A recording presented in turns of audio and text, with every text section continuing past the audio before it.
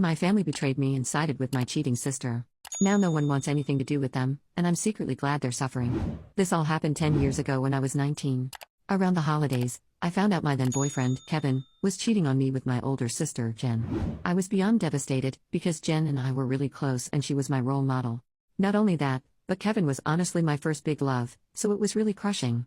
Everything was made so much worse when my parents sided with Jen.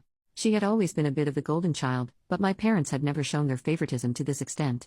They kept telling me that these things happen but family always forgives and crap like that. It made me cry a lot and I kept telling them I couldn't forgive them. My dad told me to stop being so dramatic. My mom said I was a disappointment because she raised me better. Jen just said she was sorry but she and Kevin really loved each other and they never meant to hurt me.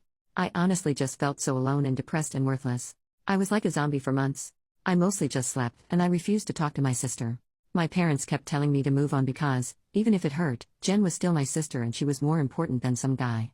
Eventually, it was too much and I decided to unalive myself.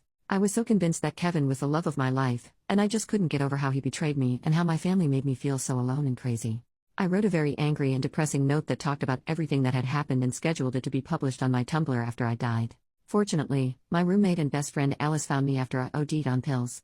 I was unconscious for a while before I woke up. Then I was put into a hole because I was still very obviously self-destructive and was considered a danger to myself. I was in there for a while and only had contact with my grandparents, since they were the only ones I wanted to talk to at the time. When I finally got to go home, it was my grandparents who picked me up and took me to their house. They are the reason why I'm still here right now and I love them more than anything in the world. They put me in therapy, got my medication, and were with me the whole time. I never asked about my family and they never told me anything either. At the time, I just assumed they were mad at me for being dramatic. Then I got the real story from Alice a month later. Her then girlfriend had been pissed on my behalf and shared my Tumblr post on her Facebook. She even tagged my parents, Jen, and Kevin and called them out. Her then girlfriend was also one of those people who had over 1,000 friends, so the post got shared and my family and Kevin were attacked by family, friends, and strangers. It was a mess. A lot of people called Jen a whore and my parents heartless monsters. My mom was ostracized by her church. My dad's friends stopped talking to him. A lot of Jen's friends were disgusted by her behavior and ditched her. Kevin got backlash too, because he lied to his super religious family that we had broken up amicably and said God guided him to Jen. My grandparents told my mom, their daughter, that she was dead to them for how much she and my family hurt me. They were the ones that forced my parents and Jen to back off and leave me alone, and to never contact me until I reached out to them. But I never did because they were dead to me too.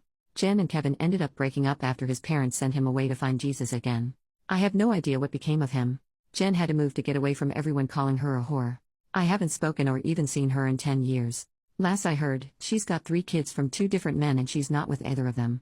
My parents became social outcasts, and are now just homebodies. We rarely talk, and it's all superficial. They missed my birthdays, my graduation, my engagement, and even my wedding. They won't be part of my child's life either. I know it hurts them. I tell people around me that I don't care about them or their feelings, which is true to an extent. But in reality, I'm glad. I'm glad they're hurting and suffering. I'm glad their lives suck and they're all unhappy. I shouldn't be, and I haven't told anyone, not even my therapist, how I actually feel about my family now.